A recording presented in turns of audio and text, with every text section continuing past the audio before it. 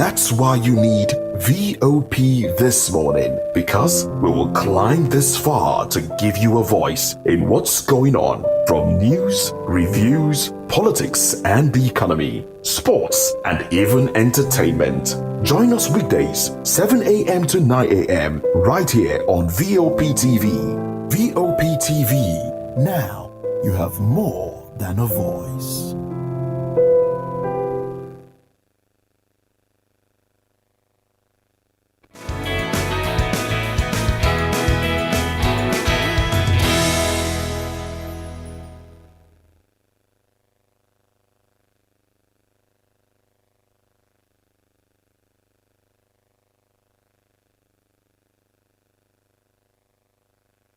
Morning to you. Welcome to VOP this morning. Well, for some of us, our morning starts as early as 2 a.m., 3 a.m.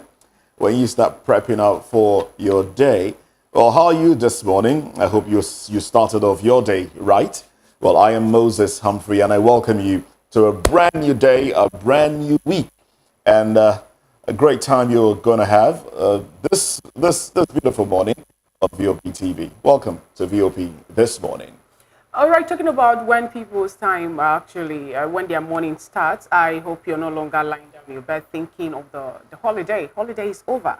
So get up, get started. Happy New Week anyway to you watching us this morning. My name is Fina Okechukwu. Good morning, Lagos. Good morning, Nigeria. What a beautiful morning indeed it is. My name is David Edwin, and this morning we bid you welcome to VOP this morning. A start of the week. Of course, we definitely would be serving you the best way we can. And that is why we believe that you have a voice with us here. And we also do implore you to subscribe to our YouTube page if you haven't. And of course, you know how that is. Also click on the like button so you get notified whenever we are here with you. But of course, it's going to be a beautiful show. And yes, I was going to ask, because of our time, how did your weekend go? Mine was very short. It was a restful one for me. But anyway, we'll talk about that much later. In the meantime, let's take a very quick break, a very short one. Stay with us as we get into the papers and let you into who will be helping to analyze some of these headlines with us this morning. Stay with us. We'll be back in a bit.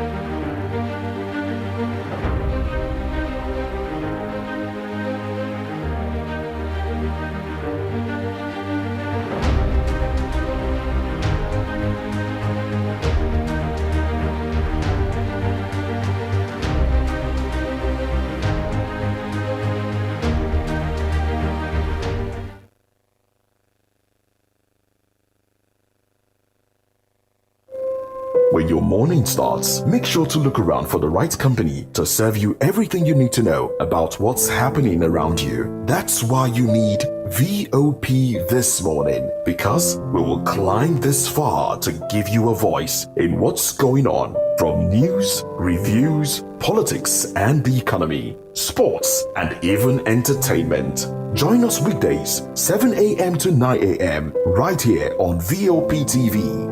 VOP TV. Now you have more than a voice.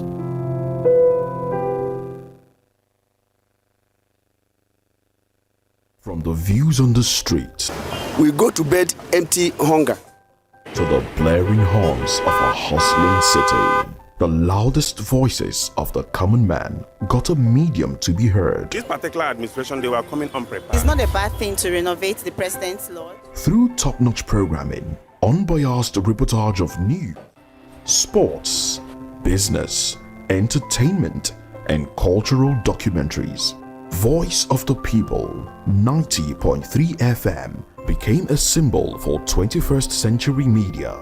And now, a new baby is born. Voice of the People Television, VOP TV, youthful, full of vigor and penchant for excellence in the continent's media space, exposing the wrongs, applauding the rights, Dissecting the news without fear or favor. Through factual and accurate stories and contents. Corruption kills three things and makes a society. Representing the interests of the people and giving them a voice. Voice of the People TV is here to stay towards building a fair society. VOP TV, Voice of the People Television. Truly a voice for the people.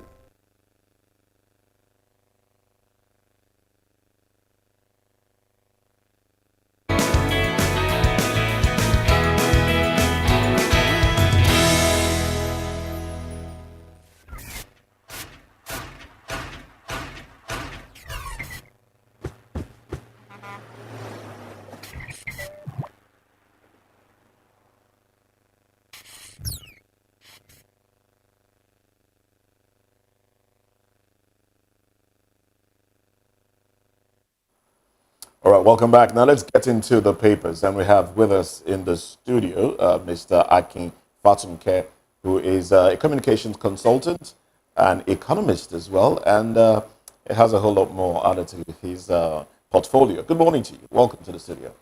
Thank you very much, Moses, Fina, and David. It's a pleasure to be here. All right, without wasting further time, let's delve into it. We'll be touching on the Punch newspaper, and if time allows us, we'll delve into some of the dailies as well. But from the Punch newspaper, the banner headline here reads, Recapitalization race. Top banks target $3 billion fund in foreign capital markets. Access, GTCO, UBA, Access, GTCO, UBA, FBN, Zenith may issue Euro bonds. Lenders seek shareholders' approval for rights issue. Banking stocks sell-offs lead 633 billion naira equity market loss. Tier 2 banks, M and A, likely. Fitch analyst, all right? And then on top of the nameplate, we have Labour asks FG to unveil new minimum wage May 1. 720 billion naira lost to lower crude production in 2 months. That's a report. 720 billion naira lost to lower crude production in 2 months. Now, I also do understand that you have an experience in the oil and gas sector. That's one of the feathers added to your cap there. So I would like you to respond to that, maybe in the in the shortest time possible. Humanitarian Ministry, EFCC recovers fresh $445,000, 3 billion naira. And also, let freed Chibok girls reunite with families. Community tells government. This, of course, is one of the stories we'll be looking at in the course of the program. Yoruba Nation, security beefed up in Southwest government houses. We're also looking at that one. Yes. Yeah, we are. No 5-star treatment for Bob Risky, NST official. That's anyway. Iran, Israel, Nigeria, G7 urge ceasefire. World leaders condemn attack. Interesting. I don't even understand why the Bob Risky story will make headlines. Will make cover page for that matter. But you know, tariff hike. FG begs workers as electricity union insists on strike. All right, these are the headlines that we have from the cover page of the Punch newspaper. Mr. Fatuke, how do you, I was going to say, how do you plead? But we're not in the court of law. So how do you react? I react, maybe let me take the lower hanging fruits there. And you mentioned it, that Labour is urging the federal government to unveil minimum wage by May 1. I think I support that.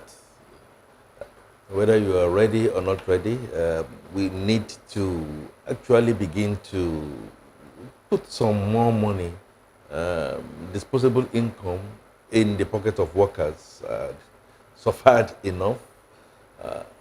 In my own view, something realistic And I think that May 1 should come with Mr. President of the Federal Republic of Nigeria and the subnational governments coming out in their broadcasts to say something in there.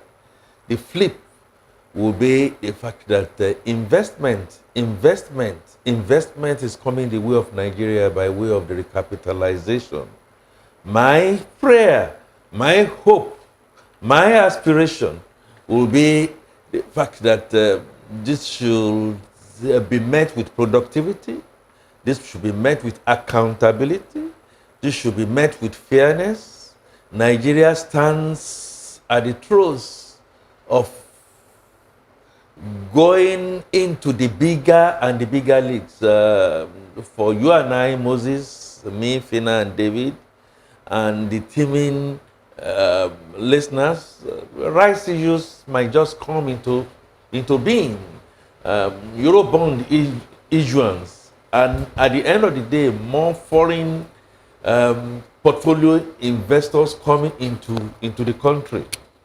However, please, let's note, all Nigerians, when you want to dance, the music is playing, the floor is open, you need to be very careful that you don't sleep. And be careful to ensure that the security issues surrounding us is not continuing its parlousness. That takes there's a projection by is it Golden Sash? Yes, I'm aware that by 2027, 2075. 2075, Nigeria will be one of the. Isn't that too far-flung? Oh, well, a long time, really. It's not far-flung, Moses, if you consider the fact that we have not kept our house in order yet. We are really not producing. We are besetted with insecurity. We are also besetted with the twin evil of the fact that we are not one and united. If you understand what I'm trying to say, we still don't have a constitution that will take us into that truth. Again, security, as the Punch has put it in there, 10 years after the release of the Chibok girls, we are still winning and wailing. We still have non-state actors working out the sideline. Nigeria is still not safe in a way and manner that I expect to see. Does it look like this tripartite committee is ready for the federal government to make any declaration May 1st? Because this is looking like a major statement from Labour asking the federal government to make a statement, particularly this minimum wage. Does it look like the tripartite committee that was inaugurated by the presidency is ready? David, I hope. They've actually met only once before now. Notwithstanding, they might be meeting virtually, but it will be, in my honest opinion, please permit me, it's harsh, it will be very irresponsible, very, very irresponsible. After all these toes and fro's, a tripartite committee is not ready with something, okay? Whatever it is that they are going to come up with might not be agreeable with all, we should be thinking of negotiation. Labor has come down to about 600,000 plus yes. And all that. So can we begin a situation to now begin to do negotiation? David, you injected that in my mouth, and I will be very frank to say to myself, to you, to Nigerians, and the tripartite committee, and the President of the Federal Republic of Nigeria, that will be crass incompetence, ineptitude, insensitivity for they to say, to begin to bring in anything in, to say now. What I know is, Fina, like a mother, you are prepared to nurture your child, but do you have all the means and the wherewithal? Do we have the means and the wherewithal? Yes and no. The corruption that has been stacked in different places, the opportunity cost savings that have been put by way of some of the results we are getting from the two policy statements of government should also now have a human face. All will not be monetary. When you want to compensate people, it could be monetary, it could be non-monetary. I am also glad that Mr. President, I hope it is not sophistry, is now thinking of expanding the housing capacity, federal government and state government. I see situations where the state governors are keen in.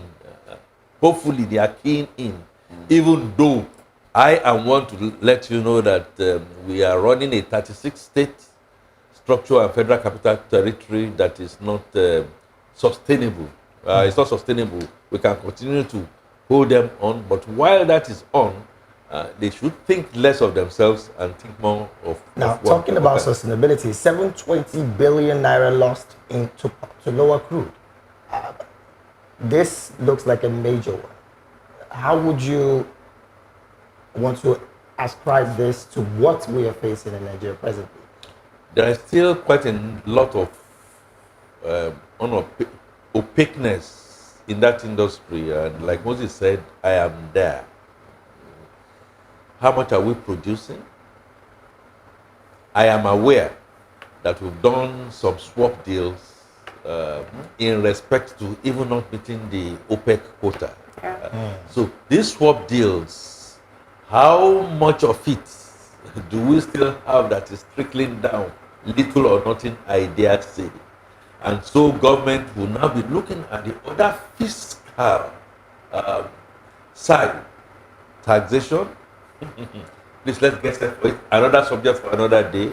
Combing the books and just making sure that you and I will be paid to pay more. Albeit aligning the tax structure that we don't do multiple taxation. We are already seeing snippets of that in the electricity tariff hike.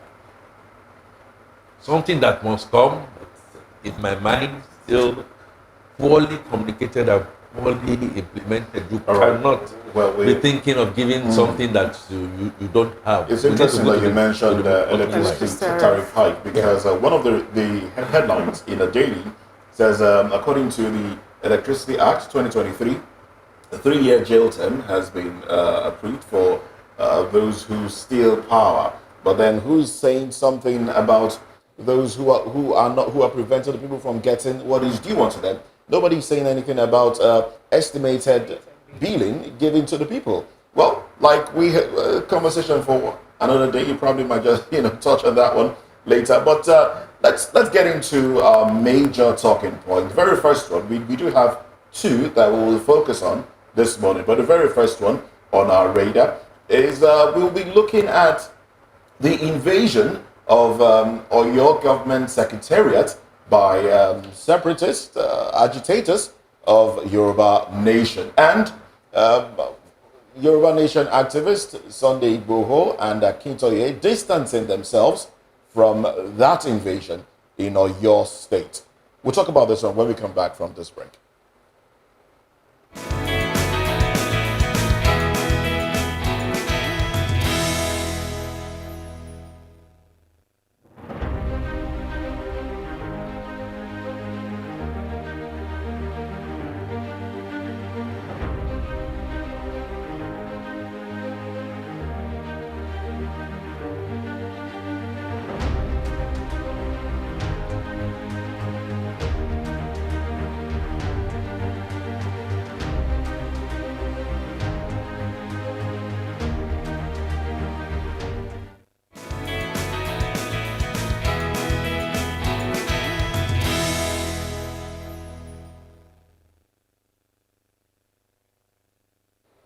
All right, leading activist of the Yoruba Nation, Chief Sunday Adeyemo, popularly known as Sunday Igboho, and Professor Banji Akintoye have distanced themselves from the invasion of the Oyo State Government Secretariat by agitators.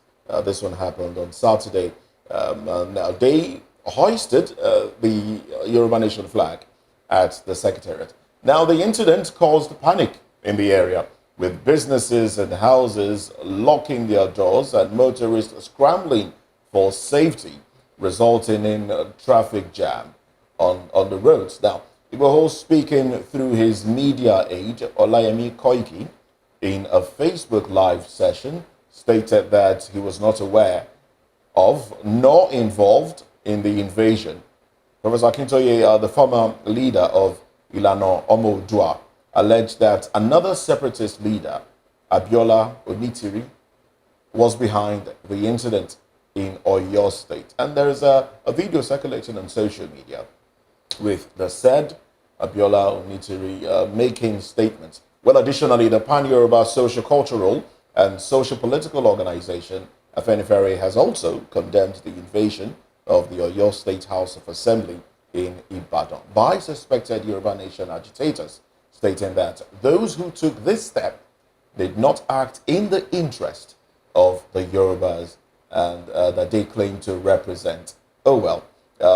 In the video that circulated on social media, troops of the Nigerian army engaged these agitators, and 9 of them were arrested.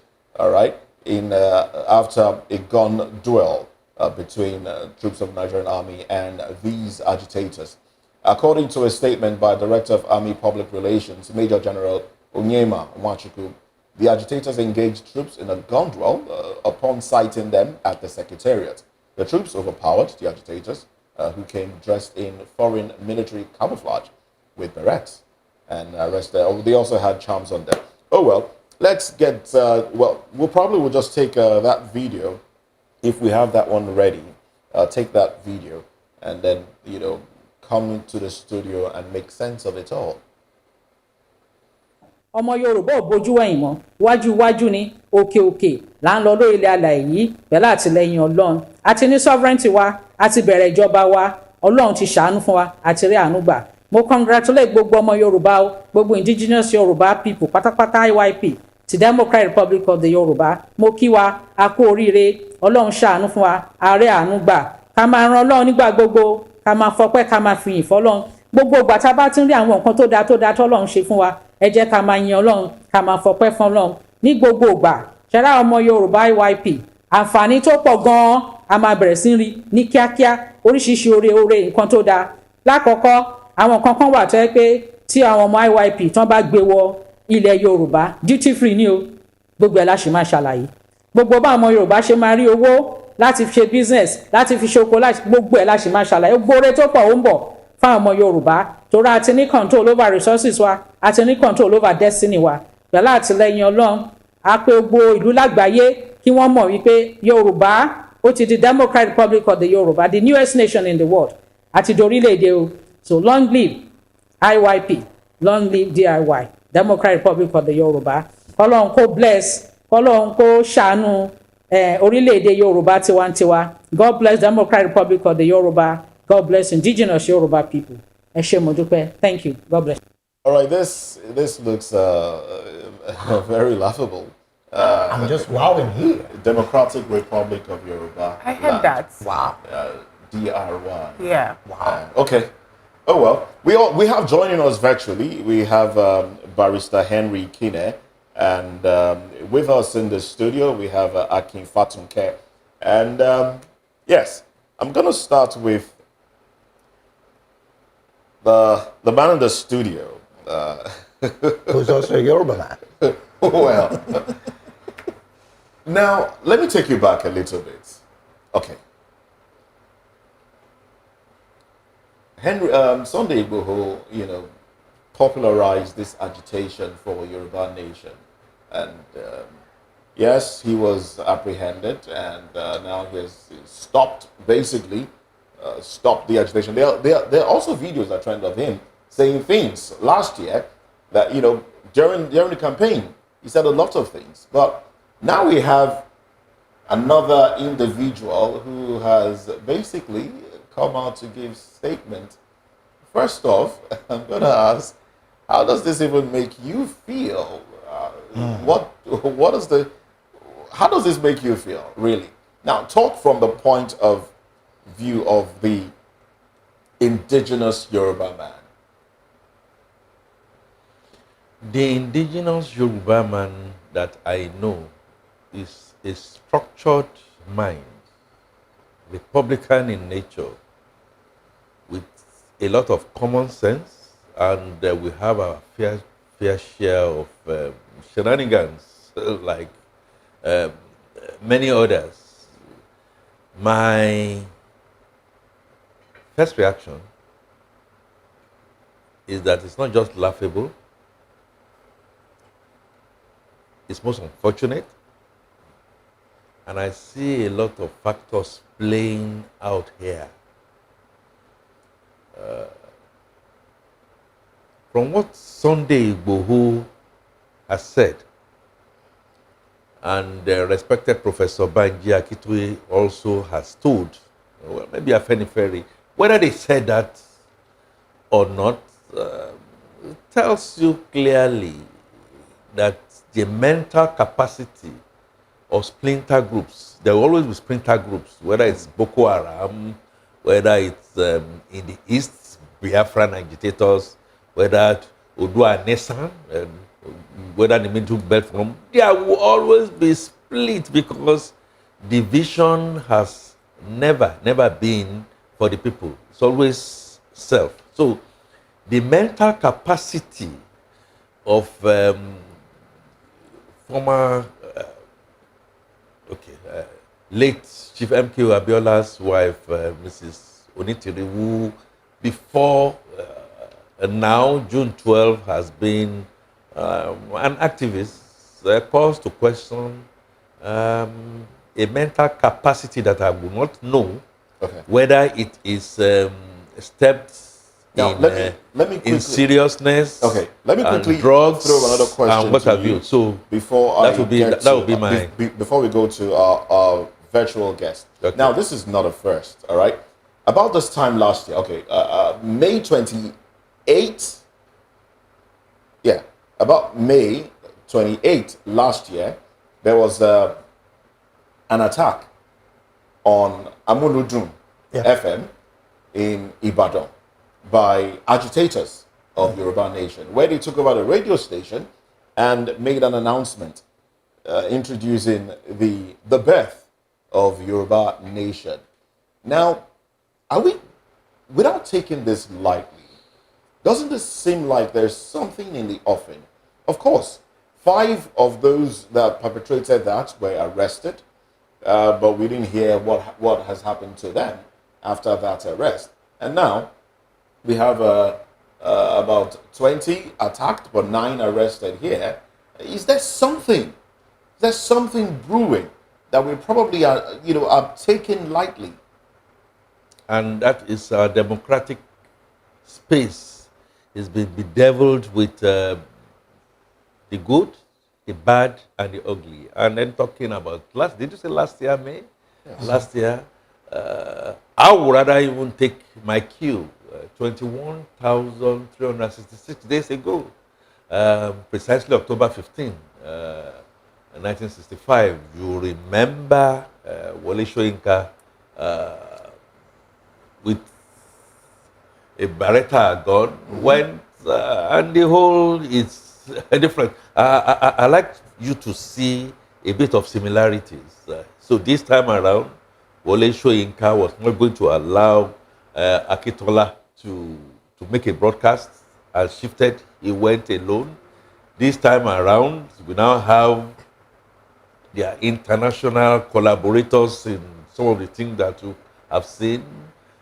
Another similarity is the name Akinwande. Akinwande Oshin was the continuity announcer way back then. Yes. And then, of course, Professor Wole Soyinka also had what you call Akinwande in his name. Look, I decided to put this in place. Are we seeing this for the first time?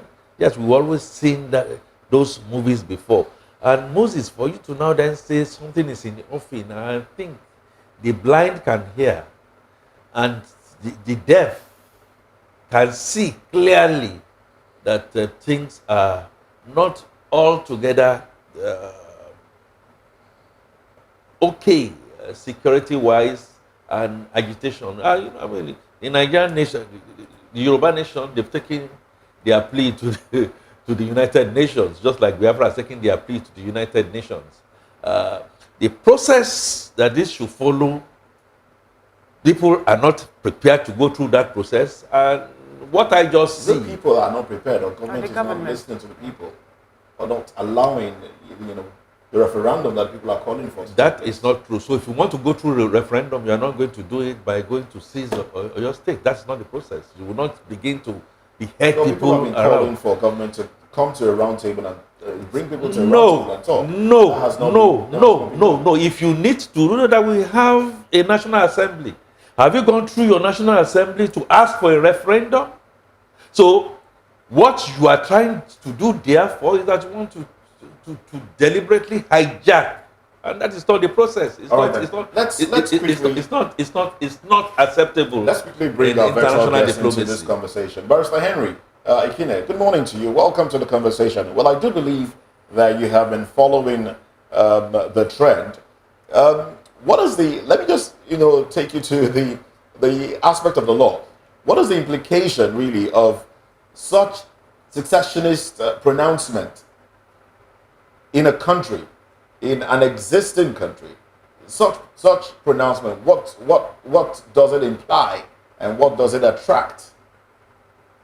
In different directions, it just will amount to some unlawful and criminal behavior, especially where it is targeted at a government or government institutions. Then, of course, it's treasonable with the apparent intention to overrun. So can we call this a treasonable offense? Yeah, it has that possibility. That possibility is there, where organized groups that are not lawful and then carrying out some action to seize power, because invading an arm of government, the legislature, is government. And let's say the Constitution of the Federal Republic of Nigeria sees all of the divisions, if you like, the organs of government as government. So it is the part of the government of Oyo State or government of the Federal Republic of Nigeria or government of any state that are compartmentalized into the organs of government. So an affront or attack to any of the organs or components of government is an attack to the government. And so any intention to probably cause disorder or with the intention to overrun any arm of government or at any level of government is treasonable. And such conduct could amount to other criminal behaviors, conducts that are likely to breach the peace, and of course, violent conduct, threats of violence, especially even where arms are actually used, and then people were injured and bodily injuries were inflicted in that regard. And as reported now, exchange of gunfire between this group of agitators and state agents. So apparently it's not a lawful experience or approach to advancing any cause, just as the guest in the studio has actually mentioned, even where we acknowledge and we know that there is a recognized right to self-determination, which of course all of these would amount to all the components of the Nigerian state, agitations in the southeast, militancy in the south, or the Niger Delta, and then insecurity and other forms of crisis in all components of the north central, northeast, northwest, and then now the Yoruba agitation in the southwest.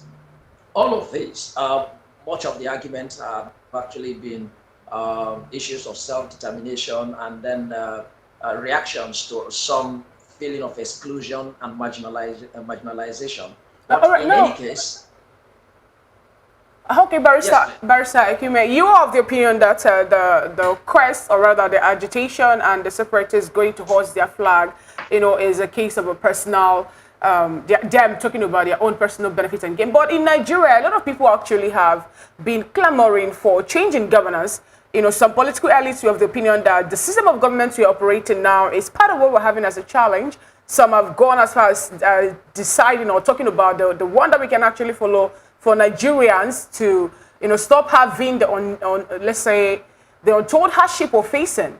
A lot of things actually are not really going on the way it should from Nigeria. According to Additional, we provide everything virtually for ourselves.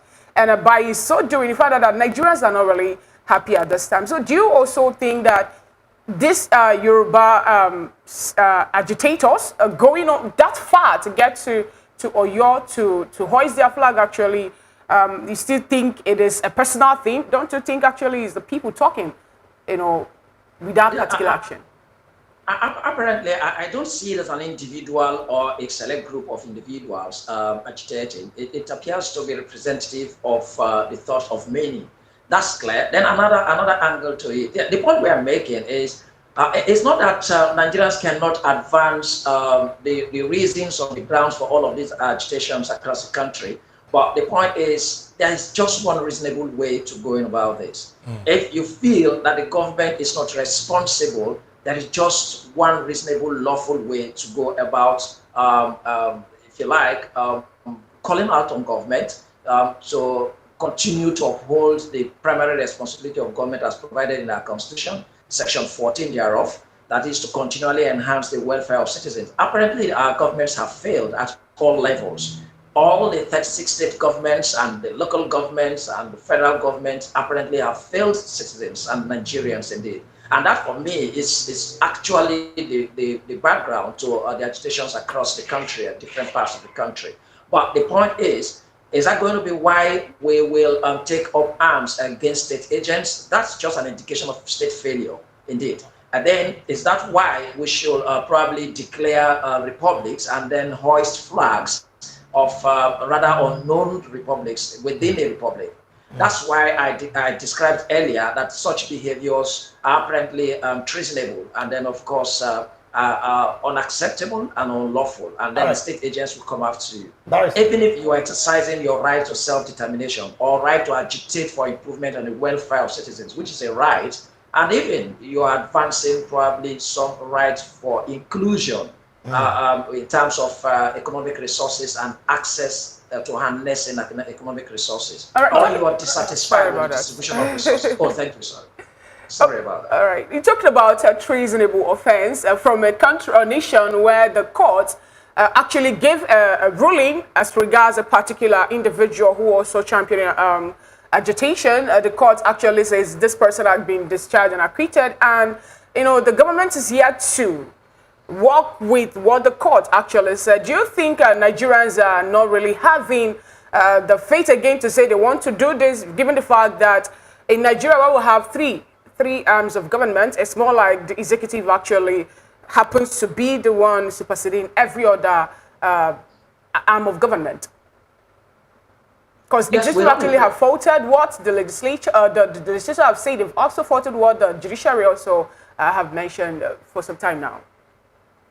Yes, apparently we practice, or rather run, and we've adopted the presidential system where our constitution also has described the president as the chief executive of the Nigerian state. But that does not take away the constitutional responsibilities of the other organs of government. I had mentioned that the powers of the Federal Republic of Nigeria are compartmentalized into the legislature under Chapter 4, Section 4 of the Constitution, and then the executive, Section 5, and then the judiciary, Section 6 of the Constitution. And their responsibilities are clearly provided in the Constitution. They are extant. So you can't take away the powers and the functions of these respective organs. All right, then. Okay. Now, let me come back to Mr. Fatunke in the studio now. Some Nigerians have been calling for the arrest of Chief Mrs. Modupe Onitiri Abiola. But do you think do you think what she represents, or the fact that she's late Abiola's widow, will make any difference in this case? Absolutely no difference. And we started by saying this is laughable. When you go to a theater, when you go to watch a drama or a skit, you laugh, and then you get up to a point, you stop laughing, and then you come back to life. When you say, and I heard Fina say, some Nigerians, let's be very careful how we use those words. If armed robbers came to your house to come and disbowel you, it's their right. That's what they wish to do. But is it lawful? Is it legal? Well, they are hungry. Yes, the whole place is angry. So there's a lot of anger. Will anger therefore mean that you go and do things that are, unlawful? And it's the reason why I keep on saying the democracy brand that we seem to be practicing is a whole band of macabre dance of jesters and comedians. Now, back to Mrs. Onitiri, and that's where we started from. I'm Yoruba. I think I want to assume that she's Yoruba. She knows the implications of what she has done. So, again, it is not something that any sane, reasonable government will take with kid gloves. Now, if you want to begin to now plead and then look, I started with a mental situation of people. Then you look at it and say, maybe the mental imbalance is not in there, then we go to the next level. She knows But if you're bringing the mental state of mind into this, that will water it down if you get into the court of law, because then they'll say, okay, she's not in the right frame of mind and so cannot be punished. Well, when we get to that river, we decide whether we are going to put a bridge and cross. But my informed judgment is simple. I think the lady is looking for media attention. I believe strongly that she has achieved her purpose in that respect.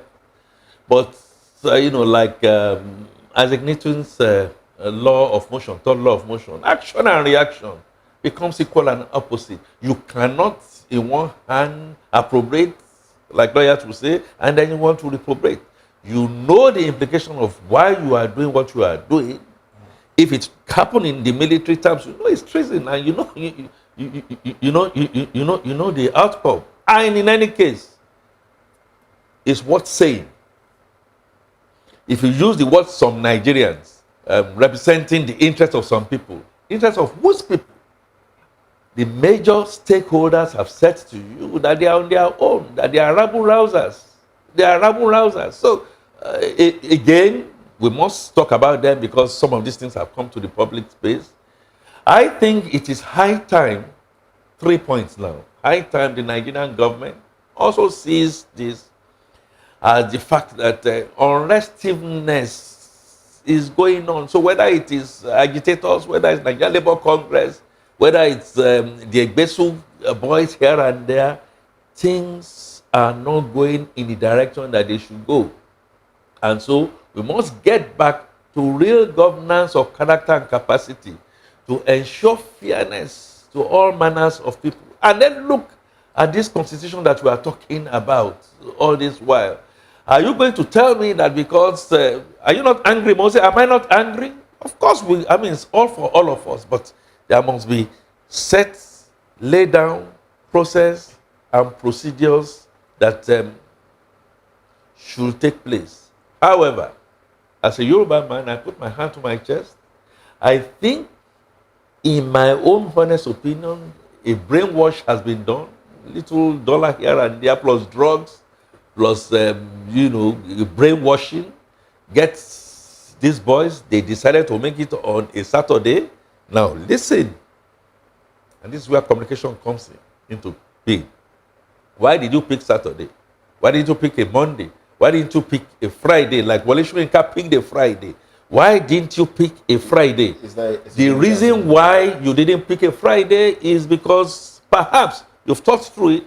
It may lead to a lot of casualties, especially if workers are within the premises. But still does not take away the intent and so you're saying it was calculated not to have so much impact on lives being lost.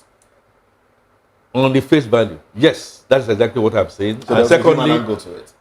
There was a human angle to it. Now and then going there with charms and amulets. So, all I am trying to tell you is the overall objective of this is simple. Talking about calculated angle.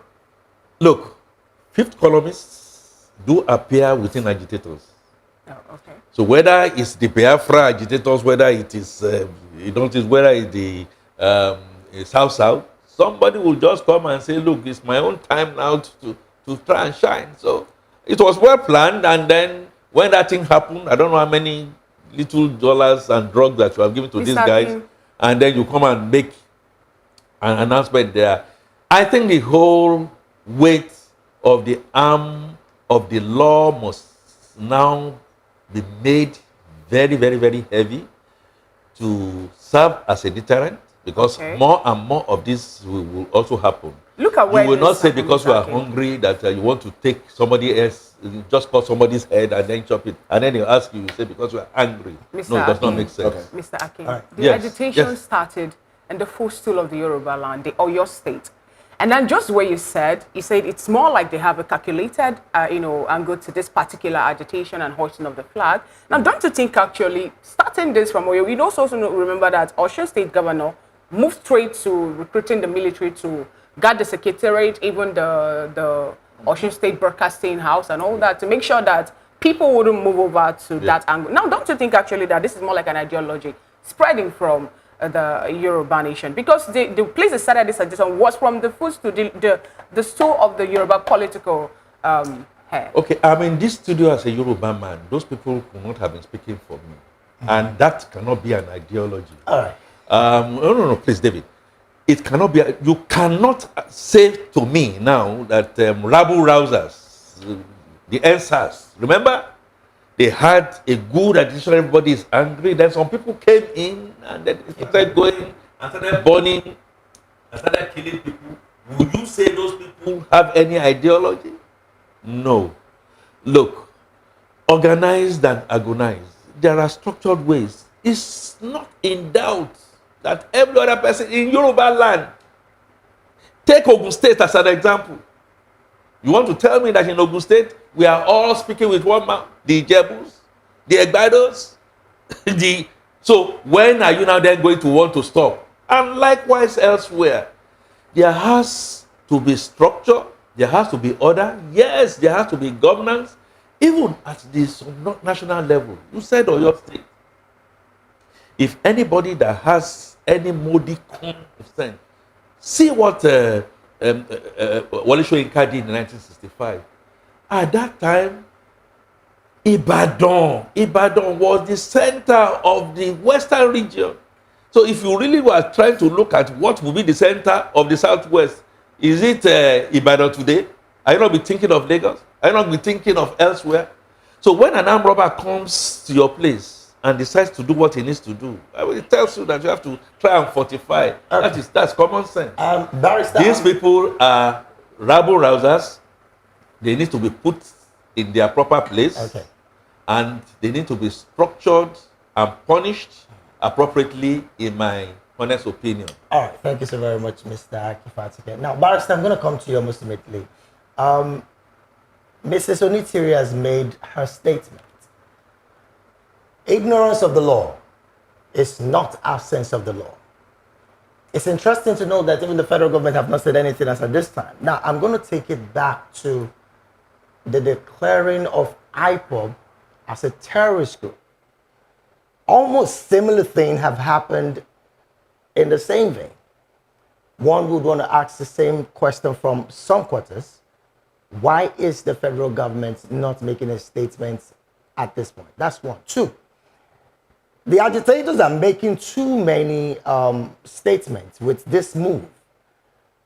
What exactly in the Constitution, as a lawyer, can you spell out as a factor for referendum if that should be the way to go, rather than this way that they're going? Yes, thank you. I think for the federal government is a reasonable expectation of all Nigerians that when these kind of experiences or these kind of behaviors are carried out anywhere, any part of the country, that there should be immediate response, first by state agents, which of course that has happened, by the security agencies responding appropriately to quell that riotous situation, and then again, especially with the dimension that the speakers that have come up after the riotous situation and then are making comments then I think the federal government is only responsible. I mean, it's only reasonable that the federal government should be able to make a response to that, including the states of Oyo, the Oyo state government to do the same. Outside that, I think that the Constitution of the Federal Republic of Nigeria has actually provided enormous assertions, if you like, aspirations of the Nigerian people and Nigerian state with respect to the rights and welfare of citizens. And then it's important to also state that the responsibility of state, of government, to provide these indicators of welfare for citizens, and then also to ensure that the rights of citizens are guaranteed, which include, of course, what the Nigerian Constitution drafters, the draftsmen, deliberately jettisoned from justiciable considerations and then decided to put in Chapter 2 of the Constitution. Those provisions that the Nigerian Constitution has expressed as fundamental objectives and directive principles of state policy, that indeed constitutes the economic, social, and cultural rights of citizens, indeed define the essence of citizens, of Nigerians. Now, to the extent that all of these are actually non-existent, then Nigerians have taken to reaction. Then whether the Constitution has actually recognized the right of Nigerians to seek referendum, and then what would justify, like you asked, those conditions for referendum, or even expressing their dissatisfaction with the experience of governance in this country. Indeed, when citizens are dissatisfied with the policies of governments, there could be one form of reaction or the other. And then when citizens are extremely, if you like, excluded and impoverished and deprived of what defines their essence, which is their welfare, then you have these kind of behaviors, even if they are not justified. We have spoken enormously, the guest in the studio and myself, condemning this kind of behaviors, giving all of the description as criminal behaviors. However, why are we having these kind of experiences across the country? What has the state failed to do? Are these recipes for Nigerians to agitate and call for referendum rather than these kind of unlawful and illegal behaviors? Yes, so all of the experiences, whatever would seem to be the justification for these reactions, would actually be the ground for Nigerians to lawfully seek referendum through the appropriate measures and procedures. All right, Barrister, we'll have to put a pen on that one, put a pin on that one, hold that conversation. We know it will come up in days to come, and we'll address some of these other issues. But in the meantime, let's dive into another topic for today. All right, as reported by some Nigeria dailies, alleged repentant Boko Haram member enlisted into Nigerian Army kills woman in Enugu State. We'll discuss this when we return after this quick break.